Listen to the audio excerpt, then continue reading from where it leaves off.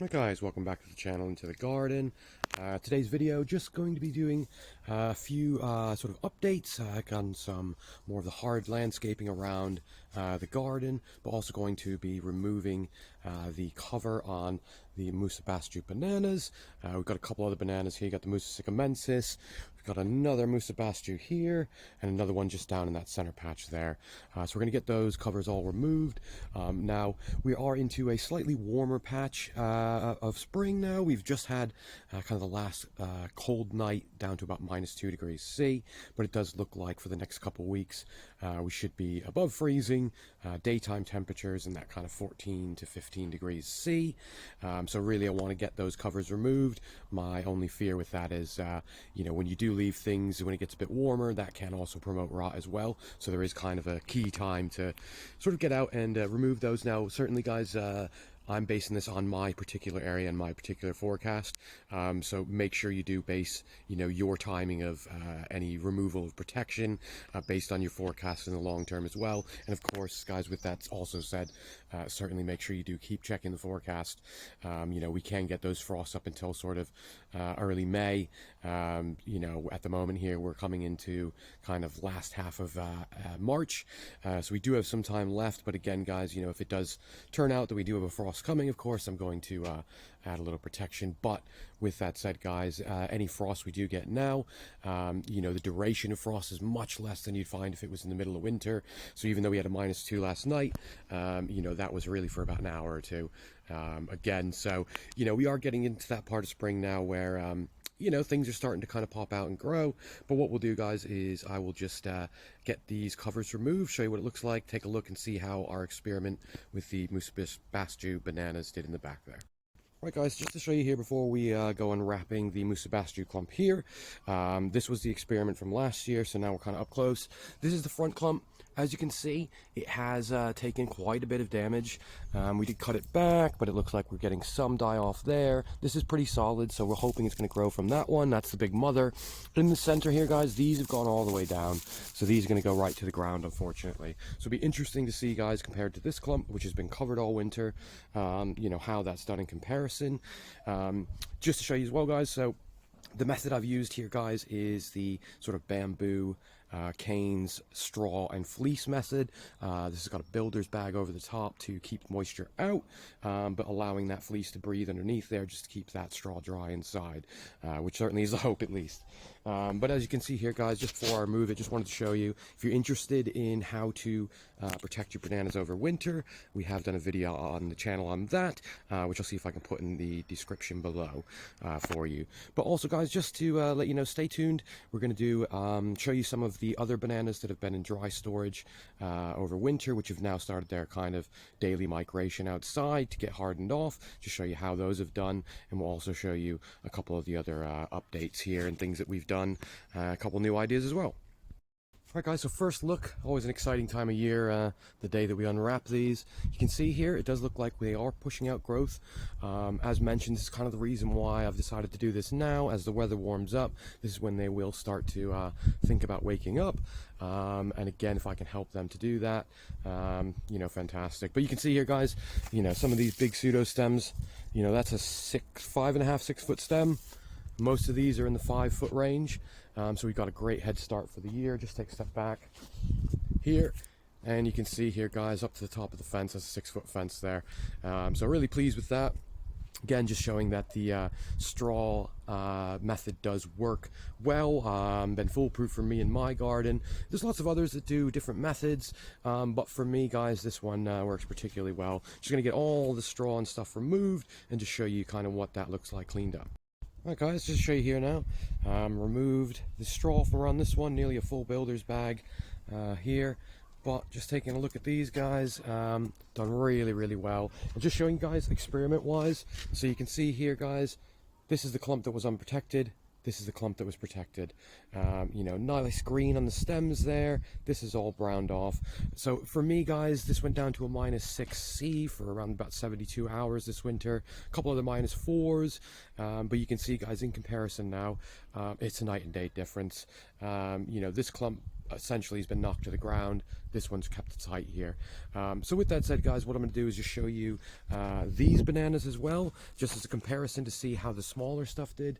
You know, I think the bigger clumps we always kind of expect to sail through without any problem. You know, the real test, guys, is your smaller clumps here. So I'm just going to show you this one. This is the musa basjoo, planted last year, so first year in the ground for winter. And I'm also going to show you musa sycamensis up there, and we've also lastly got one over there. So we'll get all of those unwrapped and show you the progress of those. Then we'll also take you for a very basic tour of the garden, just to show you a couple of the new projects and things, but also a few new things that have come out since the last video. We've got the camellias have started putting out flowers, and just show you a few of the other bits there. But let me get these unwrapped, show you what that looks like.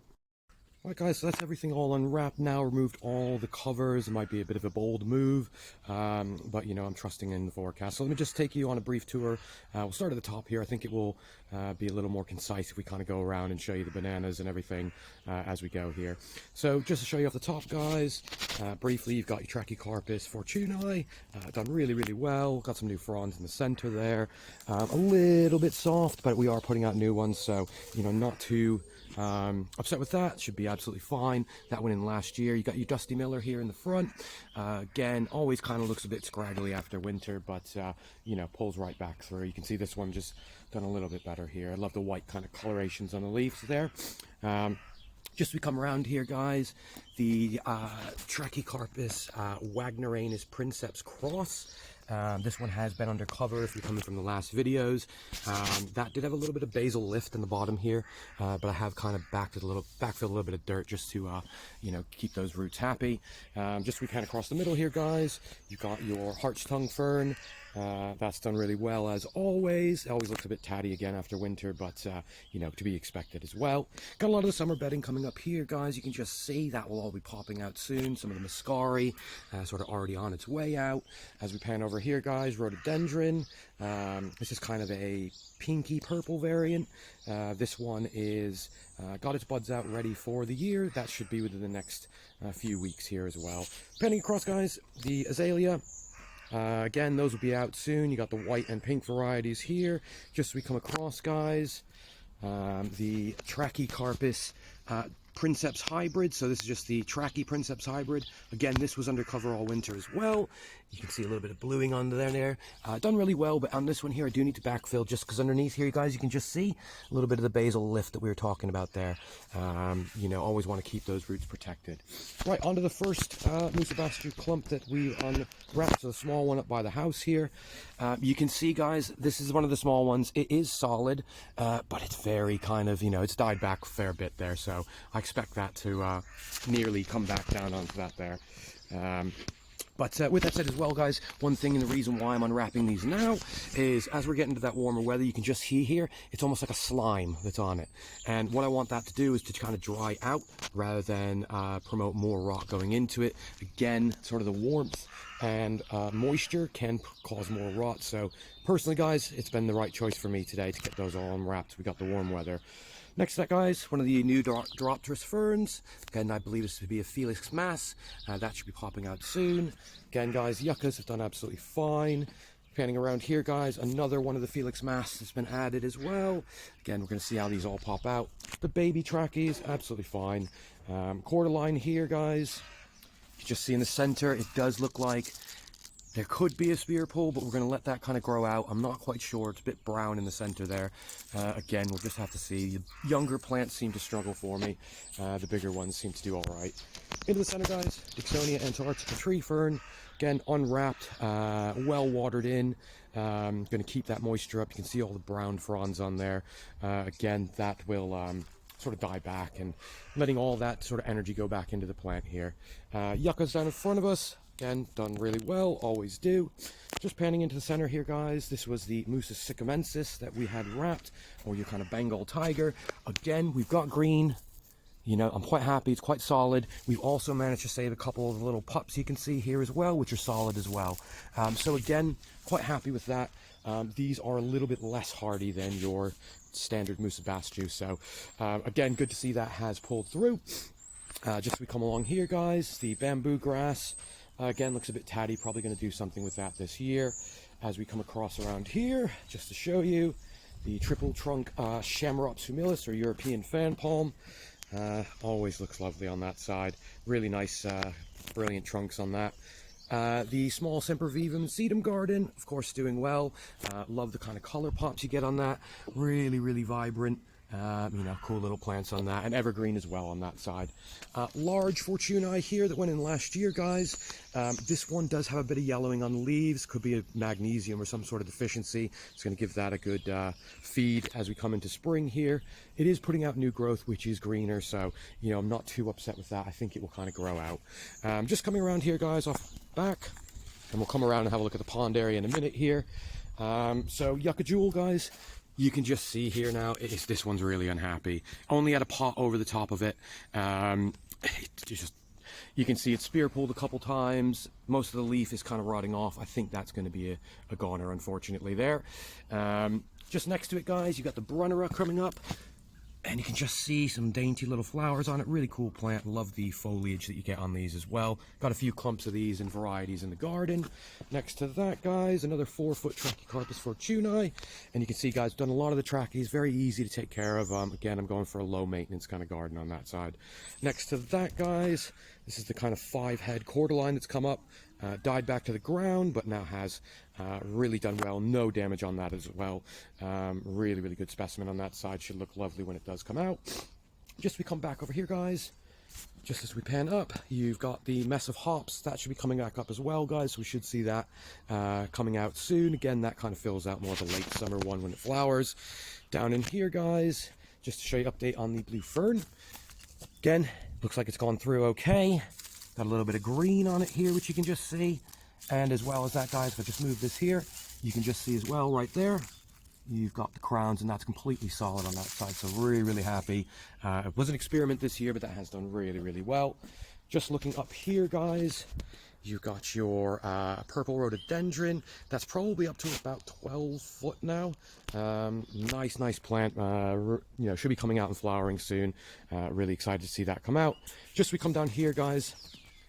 The camellia, one of the camellias, this is one of the smaller ones that we have here. You can just see, guys, into flower. Got quite a few popping out now. This was the original one that if you saw the short that was put out, done really well on that side. Again, just to pan back off that so you can see it. And this one's for you, Palm Guy 24. I know you were interested in kind of seeing what the camellias look like and a bit of a farther approach. Again, you can just see the trunks in there as well. Love that kind of gnarly trunks. And expose those to show that off. Just panning around here, guys. Again, more of the Trachycarpus palms. Coming back here, we've got Scotch broom starting to flower. That was trimmed back early spring. Just coming off the back here, guys, wisteria. Not really done much yet, but it does have some buds on it. Another Felix mass fern has gone in here. Again, trying to pop these all around the garden. The Cibaria sobrifolia. Lovely sort of leaves on that, really pretty on that side. And you can just see, you know, the style of leaf is quite jungly. I do like it. I'm going to add more of these around the garden. Just coming off the back here, guys. Another rhododendron that was saved, done quite well. This Trachycarpus fortunei will probably be moved at some point. I'm not sure if I like the position on the back fence here. Just as we come around, guys, having a look, Tetrapanax, starting to wake up for the year. Lovely woody sort of trunk on that, done really well. Just as we come around here, guys, large yucca, again, absolutely fine. Decent sized trunk on that. So if I just show you here with my hand, you know, that's a quite thick trunk on that one there. Just coming around here, guys, the Canna Pretoria that's just down in here, that has usually comes out kind of late, so we're going to wait to see that come out. I've left the kind of dead bits there just for now. The Formium, again, lovely colors on this one here, done really well, so I'm quite happy that it's happy in its position. Next to that, you've got the one of the yuccas. Again, I think this is going to flower this year with that sort of lighter coloration. Coming around here, guys, and you can see now I've removed the covering on this back bit here, which again might be a bit brave, but you know, I'm kind of fairly happy at the moment. If it does come that we do have a cold one, I'm going to obviously you know, come back and cover that, but for now I'm quite happy that it's going to be fine for the year now. Just in here, guys, another cordyline. You've got the Yucca Jewel in the back. Now this one looks a lot better. minor damage. That was under glass cover all winter, so you can just see the difference that that cover has made. I've planted out one of the aeonium cuttings. Really just sorting that out here. Going to test this one. I've got 4 others that have propagated and the mother. I'm leaving those inside for now, but just as a bit of an early test on that side here. Next to that, guys, we've got the Blutia. This one here, you can see if I just step back. Lovely form on this, really good sized trunk on that as well. Seems to have done very well, and you can just see here, guys, on the new spears there is still that damage showing from sort of last year, but again, that's just going to have to grow out on that side. But fairly happy that's done really well.